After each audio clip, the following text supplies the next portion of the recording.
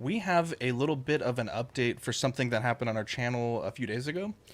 So a few weeks ago, John in Collecting Carpool Episode 3, Sweet Angel down there, shared a story of a collector who received a Jazz Inc. Dioramas Ray Speeder with some damage to the front grille. This was a post on the Jazz Inc. Dioramas Facebook group. In the post, the collector was seeking information in regards to repairing a small defect to the front grille of the speeder. And on July 16th, which was the day that all that stuff went down, John had reached out to the collector on Facebook to hear their side of the story for Carpool Collecting Episode 3. But as far as we know, that you did not receive a response, and that message went unread. Today, we have finally made contact with the collector, Mr. William Owens, and we're here to give an update to his story. So bear with me. I'm going to read his story. He also sent a photo, and we'll let John and Dean speak on it if they'd like. Zach, thank you for reaching out again. The story is very simple. I received the sand speeder, from Jazz Inc. Dioramas and was very impressed. The paint applications were incredible. I set up the sand speeder with Ray along with BB-8 and took a few photos. A day or two later, I happened to take a closer look at the front grille and noticed a minor defect. It wasn't that noticeable, and I thought it would be a simple fix. I sent Yost an email with a photo of the defect. I told him it was very minor and it could probably be fixed with a little modeling putty. He mentioned Vallejo putty. I looked into it a little further and wasn't sure if it was the best putty.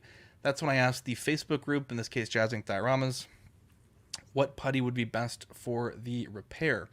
I got a few responses and a couple mentioned Milliput. Side note, I would definitely recommend Milliput. Unfortunately, others thought this would be a perfect time to bash Jazz Inc. and Yoast specifically. I tried to reply to many of the comments and explain it was my decision to make the repair. It got so out of hand, I decided to remove the post.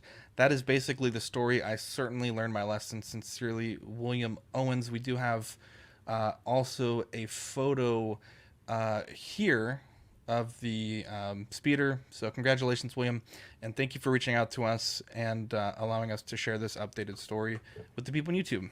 John, Dean, do you guys have anything you want to add to that? Yeah, I was just gonna say, it's nice to get some clarity because on the following Tuesday show after John's stream, um, we we were unsure on what exactly the situation was in terms of like if he was even offered a replacement. So it's nice to know that that was the case indeed. So just good to have an update. Yeah, it's good to finally get an update. The video, the carpool collecting was created because of the post was made within the Facebook group. Not necessarily from what I find necessarily that I find it was bashing. I felt like people were coming forward and expressing their situations, different situations that have happened, their different interactions through purchases they've made and product they received. I think that exploded and became overwhelming. I expressed my feeling there as well. And the thing here is that message was deleted. So all those comments that people were bringing forward and expressing were gone.